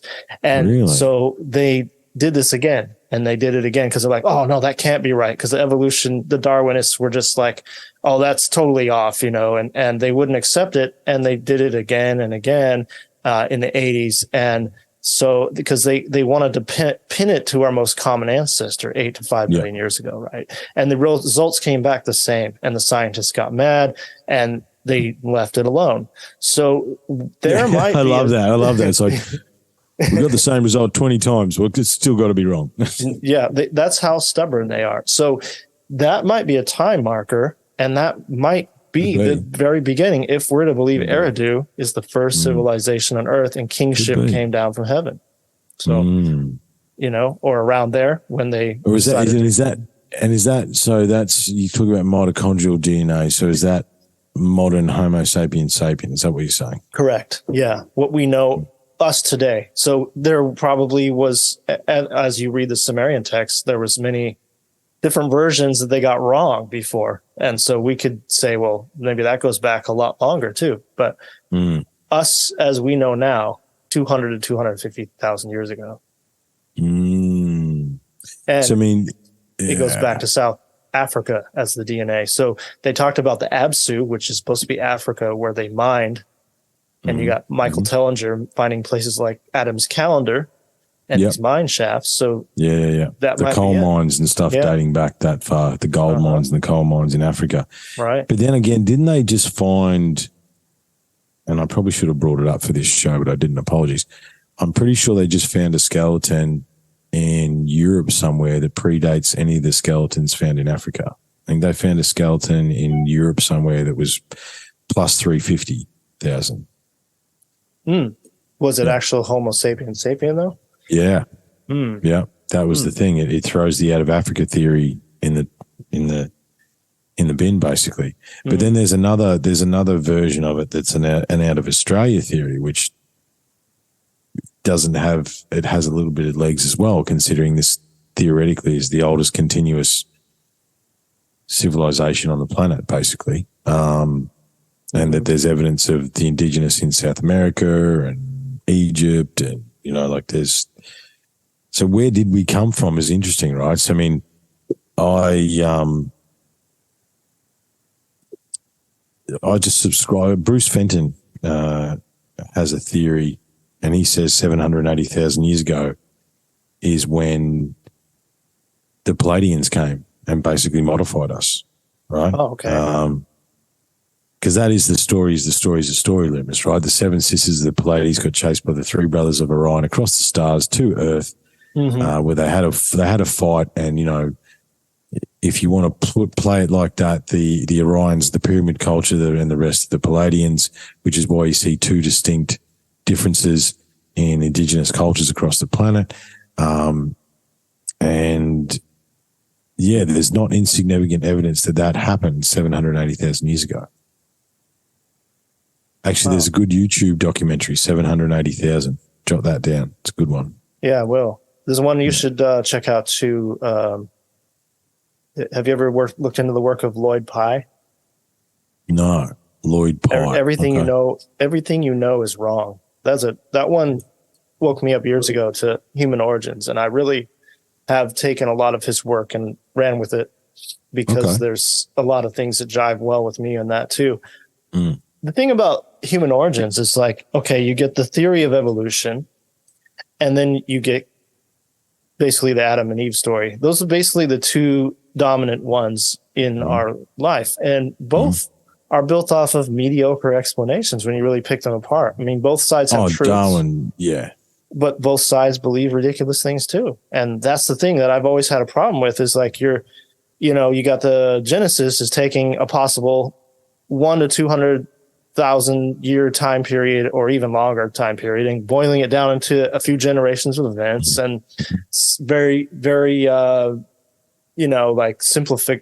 simplifying it. And then I believe in the evolution of species. Like, I mean, I see this in Hawaii, what some people call adaptive radiation, microevolution, where like a bird eventually figures out how to grow a longer beak to adapt to a flower to get the nectar. But we don't share any of the same bones as primates. And there's no there's no way humans have had enough time to evolve in the Darwin way. It's too fast. Yeah, we were upgraded for sure. Yeah. I was talking to, and as I say, this is some of the stuff I was talking about last night. But then what they do with the evolution of primates is they point to the fact that we've watched primates evolve since we've observed them. Yeah. What if the primates have evolved because they're observing us, observing them, right? So if you're in the middle of the jungle, you're using cameras and tripods and booms and this, that, and the other, and then the monkeys suddenly start using sticks. Did they evolve or did they just observe, right? Mm. And then mirrored the action, okay? But you are right. There is the animal evolution, but there's also the morphic resonance thing where, there's the monkey cleaning the coconut, right? I think that happened in the Galapagos, where on one island, the monkeys never used to clean the coconuts and they were eating a lot of sand and it wasn't good for them. And then one monkey waded into the ocean and cleaned the coconut, right? Mm-hmm. And then they ate coconuts a whole heap differently from that moment forward. Now, within a certain period of time, I can't remember exactly, monkeys on the other island started cleaning the coconuts. Now, neither of those monkeys talk to each other, as far as we know. So there's a morphic resonance too, where it's like we figure something out, and then it vibrates through the consciousness. Yeah, that's a whole nother subject too, really, and that could be part of things too. But the way that humans were upgraded or downgraded, both. I think up then down, maybe. Yeah. Yeah, up then down. Yeah. I mean, because so my thing is I've looked into, there's no transitional fossils in the fossil record. There's never been a fossil discovered where also the arm bones are close to humans. On the primates. So the shoulder to elbow is always too long, and I think the rib cage is different. So a lot of that is just like, it's still the theory of evolution. So it wasn't perfect, and that's why when we were talking about earlier, the human genome has over 4,000 defects, and we don't fit in anywhere on this planet either. We don't. So that's another thing. So we have all these defects. We have, take diabetes, bad back, bad knees, that's not fit to be king of the jungle. It's not fit for purpose. No, we're not fit for purpose. This is the thing. And if there was a planet covered in 3/4 of water, we'd be able to swim better, Right. That's another good one. Yeah. Yeah. Yeah. Like that's the one that gets me. It's like, well, but most of it's water. You'd think if we were the dominant species that evolved on this planet to be this species of this planet, then we'd have webbed hands, you know what I mean? Or we'd have something that would allow us to be in water a lot better, basically. Yeah. I think so. Right? And we'd be able to see in the dark. Yeah, we'd be able to see in the dark. Yeah. And we wouldn't be squinting when we're the only creature on Earth that squints when the sun comes out. Like, everything else is all adapted. So, and so we've been definitely downgraded. And of course, we talked about how like 10% of our brains are functioning and 3% of our DNA, they call that junk DNA. I think it was. I don't think it's junk DNA at all. No, I think it's the missing links, man. It's not activated because if we activated it, Yeah. What's his name? Billy Carson. You know that guy? Mm-hmm. Yeah. Mm-hmm. He talks about, and this isn't like him making it up. It's true. If you look at DNA, there are what he calls telomere caps on the ends of some DNA strands. And we've been capped off. And so that's why we use just 3% of our DNA. And the other thing about DNA too is that when you get down into mitochondria and the DNA string, two thoughts. Number one, the intertwining serpent is the DNA strand, right? And has been the symbol for medical for as long as anyone knows. That's another one of those ones. Who invented the medical symbol? Oh, someone did. Don't worry about it. But it's the intertwining snake, which if you think is the DNA strand, right? Number one, double helix. And how did they know? Yeah, the double helix. That's what I was looking for. And how did they know that? Right. But number two, it was not that long ago they found that DNA holds storage. Right. You can put terabytes of data on a DNA strand. So therefore, we don't use majority of our DNA, but at the same time, there is what is stored within that DNA, right? And if we could access that storage, like that's trippy, right? And how did they know what the double helix was? Considering we didn't find the double helix till when? I think it was the 1900s somewhere. Right. Yeah. Well, I think they had a lot of knowledge of that. And if you think that they called Enki and Ninhursag and geneticists, so they knew how to get into the genes. And there is talks about, I think it's Enlil and Enki are talking about, humans, you don't want to make them too smart or too strong, because you don't want to make your slaves smarter than you or as smart as you or strong as you. Yeah, that's right. And so we might have been a lot bigger and we'd been able to live a lot older because, as they say, after the flood, lifespans really went down. And you can see that in the Bible. I mean, Noah lived to like 900 years old or something. And then suddenly we're living a lot less. And I love how that they can accept that Noah lived to 900, but they don't accept the Sumerian kings list. Yeah, right?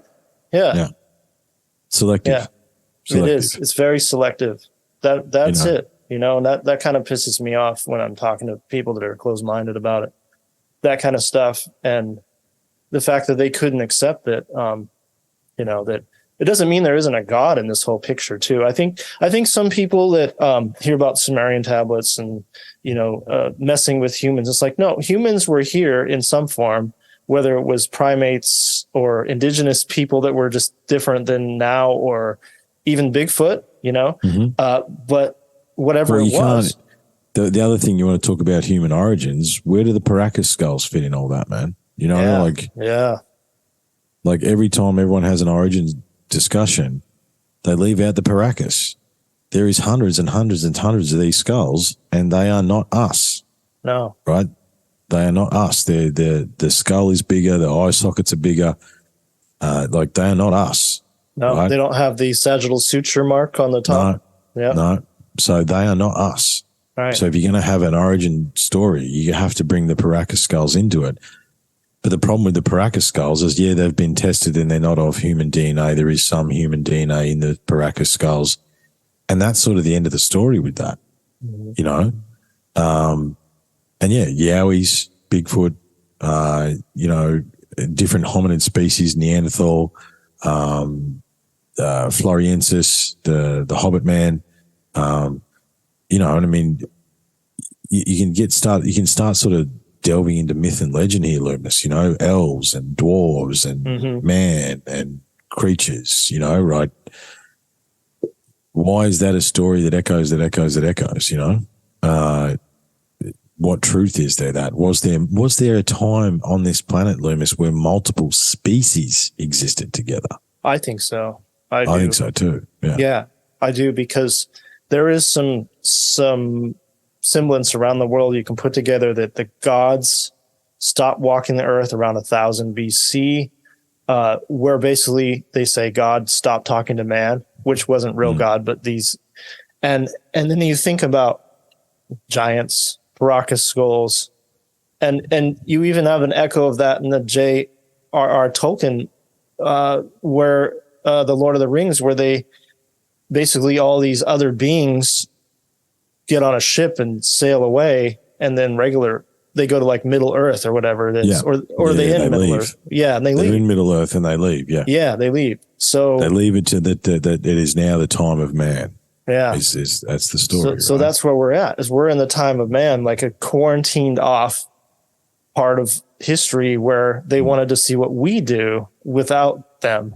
Or at least, well, I think there's that as well, right? So there's the whole science experiment, but let's pretend just for a second that there is a governing species or whatever you want to say. Yeah. That means they have their own neighborhood to deal with, right? So who knows what's going on in their neighborhood? Maybe they couldn't travel here anymore. Maybe something happened there. We start talking about interdimensional stuff. I mean, as I've sort of done back-to-back shows. However, as we record this, the videos are coming out of the full meeting in Congress that happened in the US in the last 24 hours, where they basically told the world we're not alone. Yeah. And that the US has recovered craft and biological beings from non-terrestrial things. So Origin, yeah. You got to have that in the human origin timeline as well, because what is the other thing that echoes is these sightings, and we discussed some of that stuff in an earlier episode, didn't we, Mm-hmm. Well, we might even be able to go not that far back if we went to the Italian Renaissance period and you see all these Italian Renaissance paintings with UFOs in the background. I mean, it's like they were out in the open in those days or something.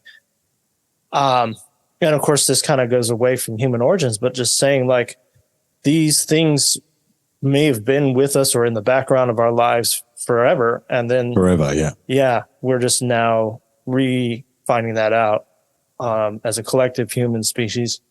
Well, what I find interesting, Leumas, is that it seems to be, and you look at like the technology, say LiDAR is an interesting one, right? Mm-hmm. There seems to be a correlation between the greater understanding that we allow ourselves to have objectively, like open understanding, and then the advancement of technology. It almost seems like as the technology advances, the puzzle unlocks, right? And the puzzle could not be unlocked unless we reach that level of technology or that level of understanding. Yeah. You know what I mean? They sort of go hand in hand. It's like if you look at the Great Pyramid and all the things that are encoded in the Great Pyramid supposedly is a good thing. That's got to be in the human origin story because someone did that. Someone put, all right, we're going to build this big giant triangle. We're going to put a whole heap of measurements and bits and pieces in there, and you're not going to figure it out until you can get to the point where you can figure it out. Yeah. But it's always there. Well, look at when you're ready. It's easier for us to access all this information now, but when I first started like getting into a lot of this info, like early 2000s, late 90s, you had to read just a book. You'd have to read like Graham Hancock's book, or you'd have to read, little bits here and there. But now there's a place for it all. Now look, like anybody can go and dig all this up, where this is recent. And even the internet wasn't that great. No, with all that stuff until maybe 2010 or so, or 28. Yeah. It was either late. It's the invent of the doom scroller that basically accelerated it, didn't it? You know what I mean? Yeah, and YouTube, even though it's evil. Yeah, but look, the human origins thing. There's so many holes in that story, as you say. Darwin's built on a bed of sand. The Genesis stuff is built on a bed of sand. I think. And you said something before that I wanted to touch on before we move on to our last topic, because I will have to wrap it up in the next sort of 15, 20 or so, mate. Okay, yeah. However, I think that, there's the people, there's the God, the creator, right? Mm-hmm. I think a lot of people assume that guys like us don't think that we think there's a creator. I actually think there is, man. I think there is some sort of... There is an architect to our existence, right? There is a source energy. There is something that makes me, me, and you, that comes from somewhere else, right? Absolutely. It's just that we don't subscribe to the, Abrahamic interpretation, right? I think is what it is. Because there does seem to be some sort of creator or architect that has had his hand in the human story. In what form that is, it's difficult to fathom. Yeah. Because we sort of only brushed upon the human origin stuff because there's so much, but so little at the same time. Like I think even half of the hominid species that they say that they've found, it's like a pinky finger or a jawbone, or it's nothing. Right. Yeah. And then they've manifested in a whole nother, species line out of that bone, where it's like, well, you haven't found a whole skeleton. You can't make that claim, right? You found this, you found that, you found this. You don't know, right? I think, the more we know, the less we know, Leumas. Mm-hmm.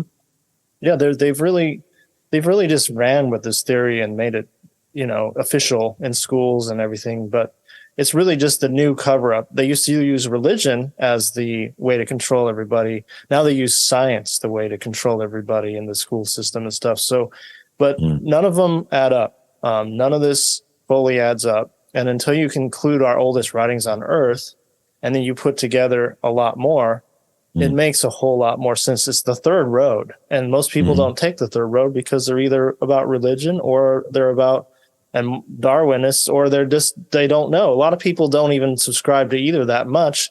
They just kind of sit in the middle and they go, yeah, I don't know.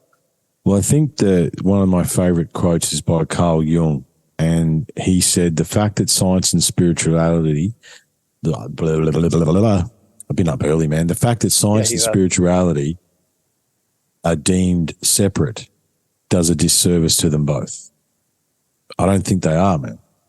Yeah. I don't think they are separate, right?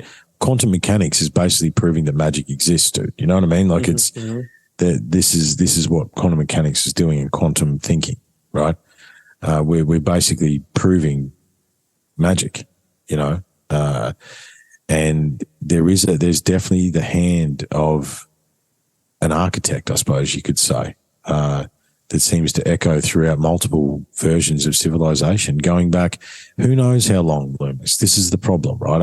I plus 200, plus a million, plus who knows, man, right? The deeper we dig, the older stuff we find. Yeah. Right?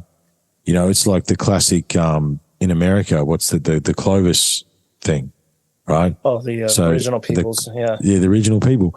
But you know what they've done recently, don't you? So someone went to the Clovis side and went, oh, what if we just dig a bit deeper? They found more stuff. Yeah. Right? Yeah. So and then you got the mounds, the mounds here, which I don't even know if we're any of the Clovis people, the earlier culture. Yeah.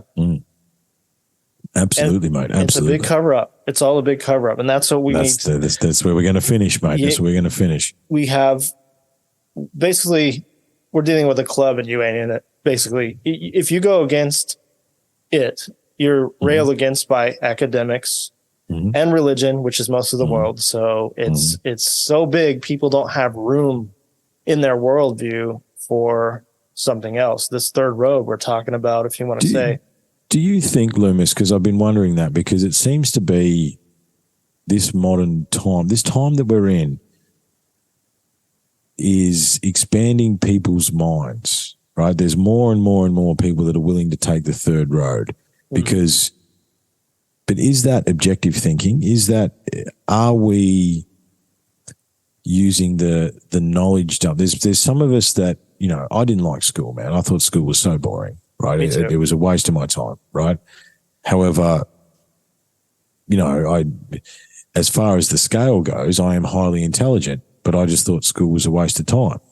Right. And it really was, to be perfectly honest. However, so now guys like you, guys like me, guys like Alex I spoke to last night, you know, the Patriot, you know what I mean? There's all these guys all around the globe that we're connecting with that are highly intelligent, and have the ability to objectively not only sift through information, but see the dot points within that information and bring them together in an objective way, right?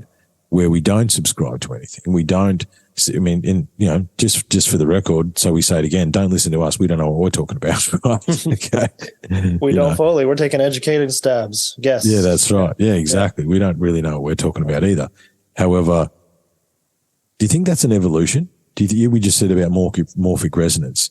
Do you think maybe that's we're using the technology and then applying our intelligence or our capacity to objectively sift through the data? You know, I had thought about that when we talk about origin and evolution. You know, I think it is. It is to a point. I think we have to watch the alternative media we're talking about, you know, which includes us and people that we do like, but there are also people that just kind of run with it too and maybe go, they don't have nuanced enough thinking. And so it's dangerous. It's a dangerous road if we don't watch our objective thinking, I think, a little bit. You've got to remain critical thinking. Yeah, you've got to remain thinking critically at all time. You can never, ever, any time that I find myself tying myself to any idea, I step back from it. Honestly, I do. I step away. I'm like, hang on a minute. I'm becoming, you know, the old tribal thing is coming into play here. So I need to take a step back and observe what I'm doing, you know, because it's one of those things.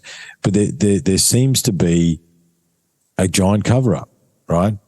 Because, as you said, we're 5 episodes in, you're 300 in, I'm 200 in, right? We know other guys that are hundreds of episodes in themselves. So collectively, there's countless thousands and thousands and thousands of hours of alternative researchers presenting this evidence in different forms, in different ways, right? Again, some more nuanced than others, as we just discussed. However, it's undeniable that an advanced civilization existed prior to the cataclysm. It's undeniable that we don't understand, right? That so many of these things objectively are undeniable, yet you can't study it at university, even though the books that are in the bloody library at the university would support what we're saying. True. Like, yeah. You know? There's a faction of elites that don't want this history known. I mean, look at Eridu. It just sits there unexplored, untouched. I mean, I want to go there, but I mean, I'm not an archaeologist, but still, I want to go there just to see for myself. I mean, why aren't people? But archaeology, Leumas, is less than 100 years old, man. I challenge whether anyone's really an archaeologist. It's an idea. Yeah, it's not a science. They're just following suit. I mean, some of their procedures are good. Digging up slowly and not making sure anything breaks. But that's about it, to be honest. But every explorer has done that, though, man. You know what I mean? Right. They didn't have to get a degree. No, right? Tread carefully when you're exploring, right? I think that's one of our mantras when we're in the Aussie bush is that we are gentle explorers, man. When we're not trying to take anything away, we're not trying to do anything. We're just trying to find, But I mean, here in Australia, it seems like a systematic destruction of anything that was left, right, by the British, right? Yeah. And then you talk about that the original British, some of them were high-level Masons, and they knew the language of the symbols, and they knew the language of the hands, and the Indigenous knew the language of the symbols and the hands. And there's all these weird stories about them communicating with the Indigenous using the ancient language, and they were looking for something, mate. And then they destroyed everything, right? And they went worldwide. I mean, you look at that. That's a big absolutely. Captain Cook.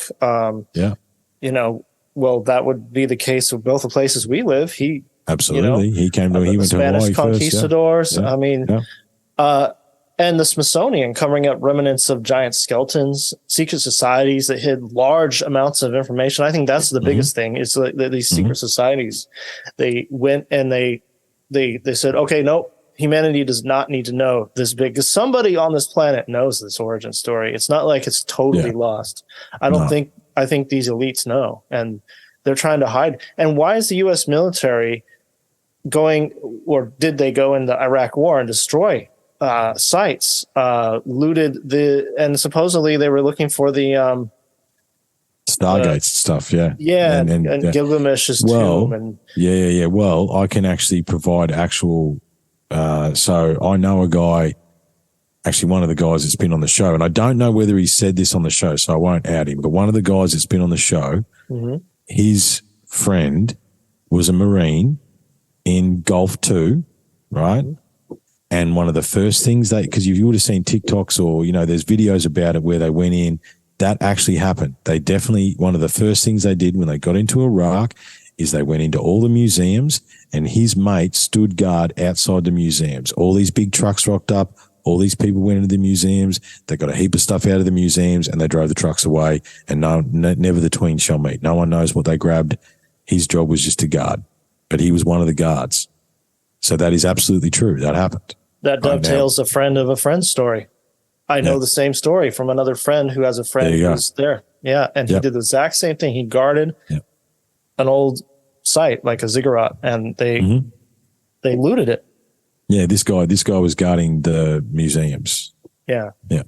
So and let's go back to the fact that, as I say, within 24 hours, someone sat in Congress and told the people of the world that aliens exist and UFOs exist, right? Yeah.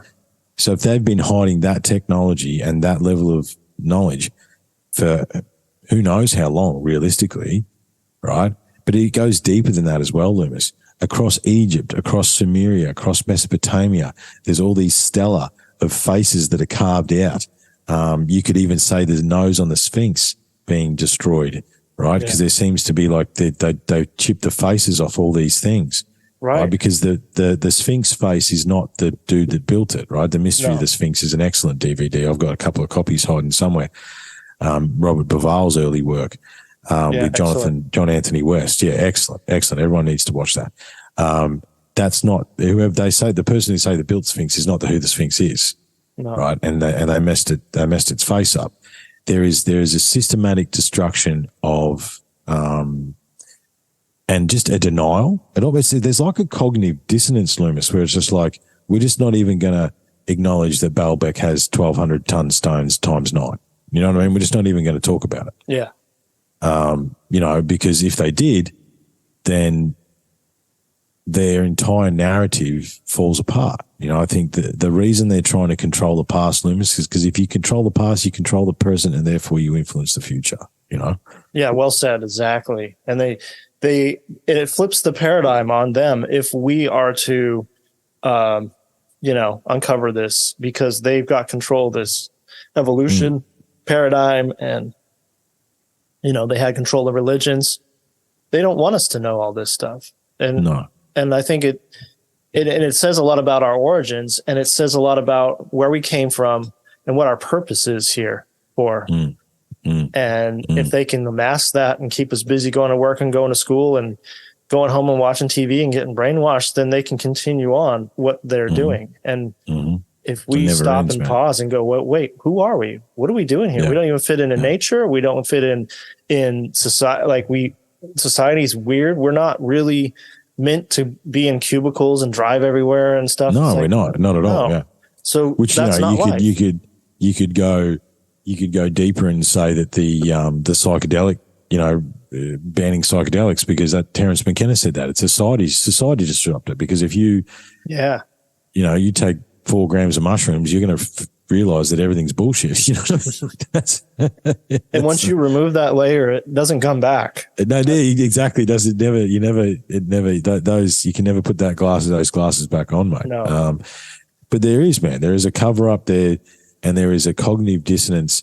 However, I think, there's a line in a poem that I wrote last year about the last few years.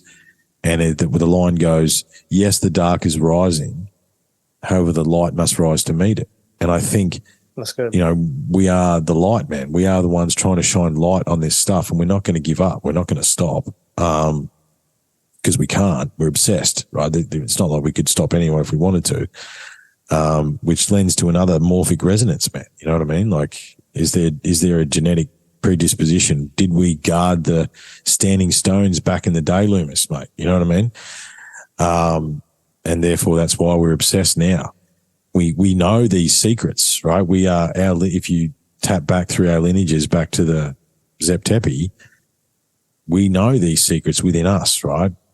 And some of us have that bug where we're like, we know this, right? It's because we're not searching for like the actual story. We know the story. We're searching for the answers and the truth to the story.